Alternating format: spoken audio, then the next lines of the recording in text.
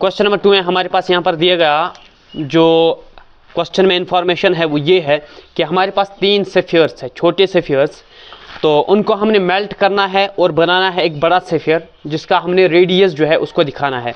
3 जो सेफियर्स है जिसमें से मैंने लिखा है radius of first sphere. Given radius हमारा फर्स्ट सेफियर का जो है वो है R1 मैंने रखा है 6 सेंटीमीटर के बराबर। दूसरा जो रेडियस ऑफ सेकंड सेफियर है वो R2 है 8 सेंटीमीटर के बराबर। तीसरा जो रेडियस ऑफ सेफियर R3 है, सेफियर थर्ड है, वो है R3 10 सेंटीमीटर के बराबर।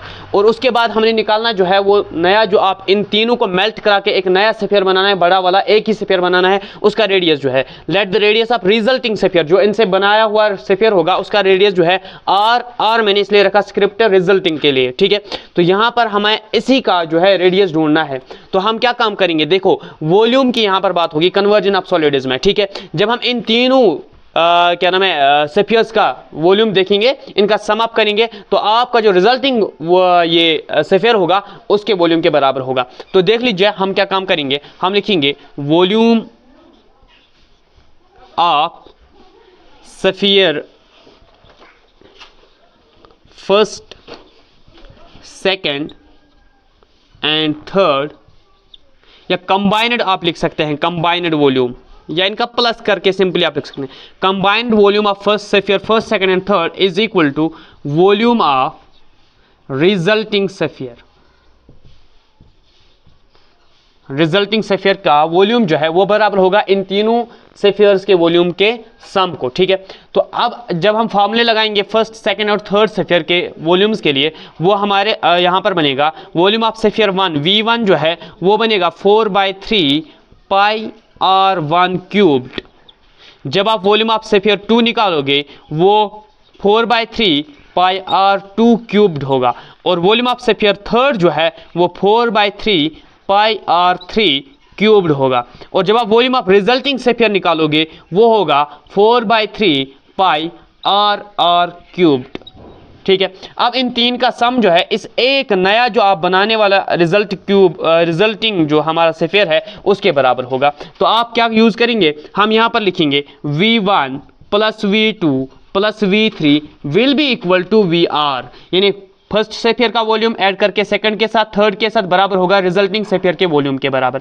V1 आपका है 4/3 पाई R1 क्यूब्ड, 4/3 पाई R1 क्यूब्ड के बराबर, प्लस V2 जो है वो 4/3 पाई R2 क्यूब्ड है हमारा, प्लस V3 जो है वो 4/3 पाई R3 क्यूब्ड है, वो बराबर होगा 4/3 पाई R क्यूब्ड के बराबर, ठीक है।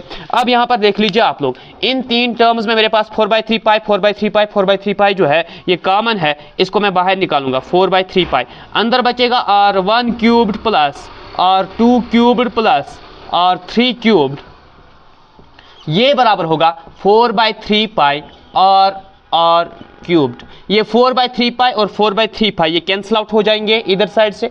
तो यहां पर R1 का वैल्यू आप यूज कर सकते हैं, वो है 6 सेंटीमीटर यानी 6 क्यूब्ड, प्लस R2 हमारा जो है वो 8 है, 8 क्यूब्ड, प्लस R3 हमारा जो है वो 10 है, 10 क्यूब्ड, ये बराबर होगा R क्यूब्ड। तो जब हम ये इसका क्यूब करेंगे 6 R 36, 6 R 216 plus 8 into 8 into 8 that's equal to 512 plus 10 into 10 into 10 that's equal to 1000, that's R cubed। हमारे पास 216 के बराबर 8 का क्यूब, 512 के बराबर 10 का क्यूब, 1000 के बराबर, और ये बराबर है R क्यूब्ड, यानी रिजल्टिंग जो आपका सेफियर होगा उसका रेडियस जो है उसके क्यूब, उसका जो क्यूब है वो इन तीनों के सम के बराबर है। जब हम इन तीनों का सम करेंगे 216, 512 plus 1000 you will get 1728 that's equal to R cubed. तो इनका साइड ट्रांसपोज करा के R cubed is equal to 1728।